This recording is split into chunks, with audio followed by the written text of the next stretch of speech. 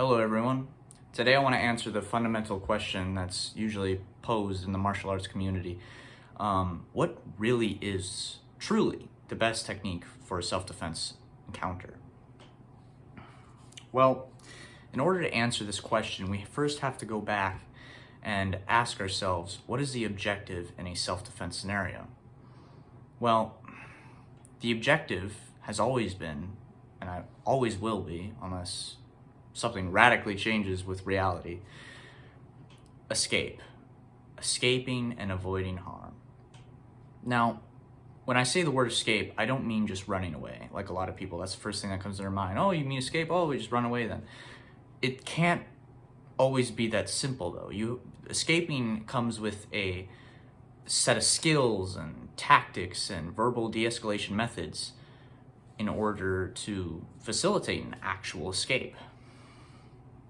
But we also have to remember, how do we get to the escape in the first place? How do we get there?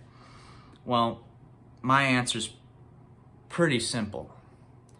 Striking first, preemption. That is the key. Preemption means acting before the violence escalates.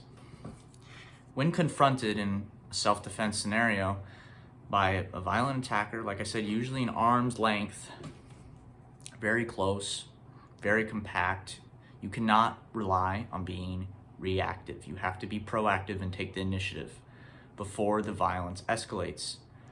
And that, in turn, will help you facilitate an actual escape. I prefer the weapon you only have to use once. A powerful blow to a vital point that is preemptive on the human body is the key to an actual escape. The techniques I recommend go off a certain posture known as the fence. You'll see this, a lot of martial arts YouTubers and social media influencers will talk about this. It is a very good posture because not only to the attacker you're giving off the idea that you do not want to fight, but also to the potential witnesses that could see what goes down, okay? And the nice thing about this posture is, I will get into this, you can use dialogue to make the attacker careless, as well as getting them used to moving your hands. If you just stay still, like this, really tight, they're gonna see when you hit them. But if you're moving your hands and saying, hey, I don't want any trouble, why can't we talk about this? Let's just figure this out. This can perfectly set you up for a good strike. Now, one of my favorite positions one of my favorite strikes for this position is a open-handed palm slap, and then of course you run off, you facilitate an escape. Now, really this video is more about a tactic or a strategy rather than a single technique, because different situations, and of course it comes down to personal preference, what people would want to do from this position. But we also have to remember, we do not want to hit them multiple times. Okay, like I said, you don't want to stay there. Some self-defense scenarios can occur with multiple attackers, and there's a high probability it will, especially in different areas of the world.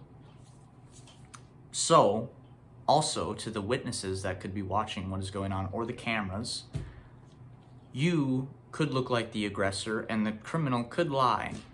You don't want that.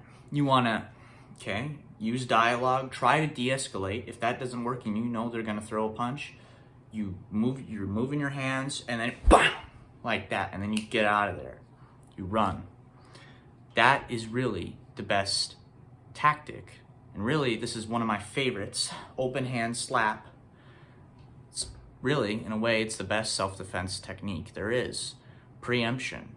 A preemptive strike, whether it's a slap or a palm strike, anything of that nature. And in future videos, I will be going over various preemptive strikes that are my favorites, for a self-defense scenario in different ways, and how some are better than others for different situations, and so forth.